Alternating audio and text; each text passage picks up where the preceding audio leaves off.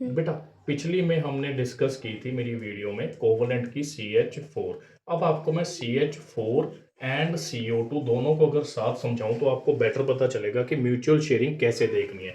दोनों में central atom कौन है? कार्बन। Sir carbon. दोनों में वैलेंस इलेक्ट्रॉन्स कितने हैं? 4। वैलेंस इलेक्ट्रॉन्स कितने हुए? 4। अटैच कौन है? हाइड्रोजन है सर, एक एक इलेक्ट्रॉन वाले 4। ऑक्सीजन है सर, 6 इलेक्ट्रॉन वाले 2। अब अटैच्ड एटम बताएगा कि कितने की शेयरिंग होगी। तो अटैच्ड एटम कौन है यहाँ? हाइड्रोजन। तो ये बता रहा है कि एक एक की शेयरिंग। अटैच्ड एटम कौन है? ऑक्सीजन। अब सबको पता है ऑक्सीजन को कितने इलेक्ट्रॉन चाहिए स्टेबिलिटी के लिए? 2। तो वो 2 शेयर करेगा, तो अब कार्बन को भी अपने 2 इलेक्ट्रॉन शेयर करने पड़ेंगे। 1 2 3 4। This oxygen, this oxygen.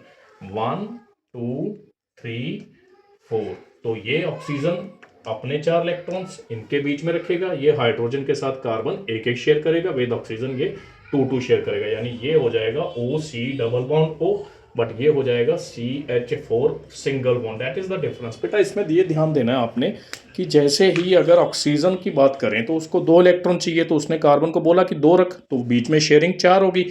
Hydrogen को 1 चाहिए तो उसने कार्बन को बोला 1 रख। तो it all depends on the attached atom, not on central atom. बेटा आयनिक, आयनिक में याद रखना है by transfer of electron. Transfer का मतलब क्या होता है? ट्रांसफर का मतलब होता है एक जना ट्रांसफर करेगा, यानी एक लूज करेगा दूसरा गेन करेगा। तो इसमें ये कॉन्सेप्ट याद रखना, लूज एंड गेन। इसमें बेटा मेटल्स भी होंगी और नॉन मेटल्स भी होंगी। तो मेटल्स कौन सी होंगी? जिसके लास्ट इलेक्ट्रॉन 1 या 2 हो, जो लूज कर दे। नॉन मेटल्स कौन होगी? जैसे गेन कर ले, लाइक NaCl। तो इसमें कन्फिग्रेशन लिखो 281, इसकी कन्फिग्रेशन लिखो 287। तो 1 इलेक्ट्रॉन ये यहाँ ट्रांसफर कर देगा। ट्रांसफर होने के बाद सोडियम नहीं बचेगा। बच्चे यहाँ गलती करते हो, यहाँ ध्यान रखना। सोडियम पॉजिटिव हो जाएगा बिकॉज इसने लूज किए हैं। जो लूज करता है उस पर चार्ज पॉजिटिव, जो गेन करेगा उस पर चार्ज नेगेटिव। 288।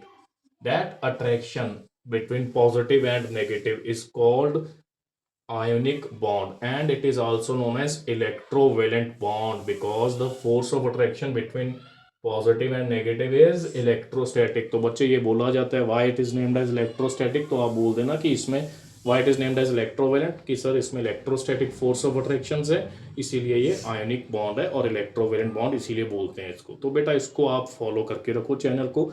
बोर्ड के लिए आपको ऐसे ऐसे कॉन्सेप्ट्स मिलेंगे जो आपको डायरेक्ट एग्जाम में ये सब वीडियोस याद आएंगी। Thank you.